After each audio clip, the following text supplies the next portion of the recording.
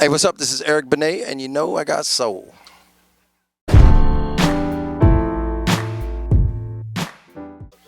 Yeah, it feels good. I mean, it's been a lot of labor of love, and I'm grateful for being able to be at this point where my first release on my label, Jordan House Records, was my album, The One, and it was a very successful release, and it's enabled me to, as you said, sign a few artists that I've been huge fans of. I've been huge fans of Goapele. I've been a huge fan of Calvin Richardson, and we signed them to the label, and their projects are out there and doing great, and it's good. We're just gonna keep moving, and I'm in the studio right now, working on the next Eric Benet studio project, and within the next few months, I'll have another single out for the upcoming album.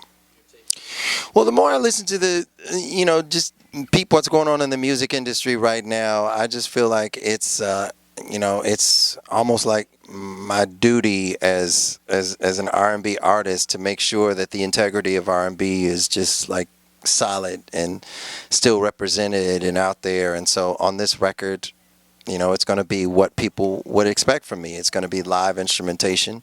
It's going to be like just straight raw, unmelodined, un-auto-tuned vocals, and just like singing from the heart, and just really just trying to capture the spirit of rhythm and blues and soul that really made me fall in love with the genre, and that's going to be all on this upcoming record. Yeah. I mean, that's one of the wonderful perks of being able to have complete autonomy in your career, and being able to have complete control of your career. Is like I've been able to like do crazy stuff, like have like 3 and 4 singles off one project, where right now the music industry is it's not only limping, but it's as far as like sales and monetizing music right now, it's like it ain't doing so great. So it's like the major labels are trying to figure out how they're going to like maneuver through like what's happening with file sharing and people, subscription-based companies like Pandora and Spotify, where somebody like Pharrell can have like a #1 hit where people play it a gazillion times, but he only gets paid for a song as successful as Happy. I don't know, he gets paid like, I don't even know what the amount was, but it's just like ridiculous what you get paid for people like playing your music over and over again. It's definitely not representative of what the artist is due coming. So I mean, it's just like an industry that's kind of like in a flux right now. They're trying to figure out what to do. The labels are trying to figure out what to do, and I've been very fortunate to partner with like Primary Wave and BMG and be able to do things like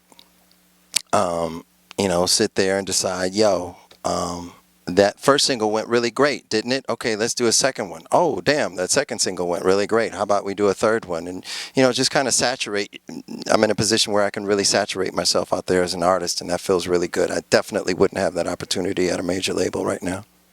Well, one of the things that I wanted to do, like when I decided to partner with Primary Wave and BMG and do this Jordan House thing, I wanted to be the kind of label that would really sit down with the artists and try to make to help their creative vision come to fruition. Like, I didn't want to be like that dictator type of label head. It was like, if you want me in the studio, I'm in the studio. If you want me to just chill and let you do your thing, I'm going to chill and let you do your thing. And I was I signed 2 artists that I'm very big fans of. So it was really cool. It's like I made it a practice of like with both artists, like once the deal was done and we were about to do a project, I was like, I'm going to spend a day with the artist and just talk about, okay, what do you want to do? How much do you want me involved? And, what can I do to help you get there? And with both Goapele and Calvin, it was a wonderful experience. I mean, they both wanted me very much involved, not only in the creative process, but they wanted me, co-producing and co-writing, like at least some of the projects with them. I did a lot more co-writing and co-producing with Calvin, but it was wonderful to just help these artists who, like I said, I'm such huge fans of, like, get their project out there. And people have received both albums. Goapele's album is Strong as Glass. Calvin's album is called I Am Calvin, and people have just received them incredibly well. And with both artists, the response has been like, wow, this is the best project. Like, this is the best I've heard these artists come out, like, since I first fell in love with them. And there's no better compliment.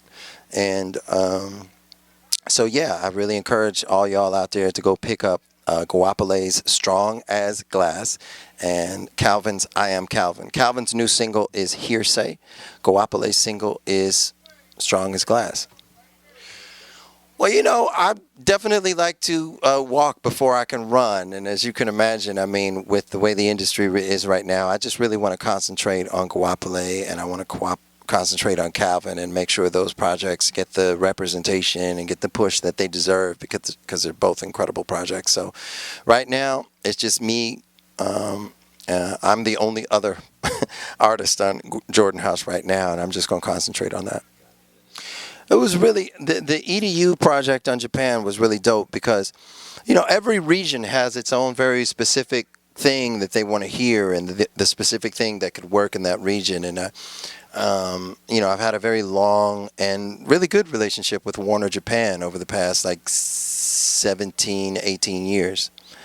And I really just sat down with them and I was like, yo, like, what's really going to work here? Like, what's going to do well, like, here? Like, what kind of project? And then there's, like, they were basically like, yo, if you did, like, a covers album of some of the hits from the late 70s and 80s and put your own Eric Benet spin on it, that would do really well. And that's what we did. And that project was a lot of fun. I mean, I did covers of songs from artists that, I mean, I've been huge fans of, like Hall and Oates, Christopher Cross, Culture Club, and like a lot of, like, artists that I grew up just, like, loving, and put my own little spin on that stuff. So check it out if you can, from EDU. I just want to say, thank you, everybody out there, for supporting me over the years. There's a project that's very dear to my heart. It's called Mission Save Her, and it's a project that it's a nonprofit that I started with a friend of mine called Reggie Benjamin, and we're in the attempt to counter and raise money for nonprofits that are supporting women who have been the victim of human trafficking and the sex trade. And it's like I spent some time, like, learning some statistics that basically just were unbelievably sobering and just crazy when you think about the numbers of women that are victimized by this all over the world. And so I went into the studio and I asked some friends, Brian McKnight, Faith Evans, Brenda Russell, Ruben Studdard, Matt Goss, and so many other artists. They joined me on this song that I wrote with my partner DeMonte and Reggie, and the song is called Save Her. We're going to raise money for these nonprofits, and please go to missionsaveher.com to support us and to listen to the song. And other than that, in the next couple months, I'm going to come out with a new Eric Benet record on Jordan House and just keep it moving.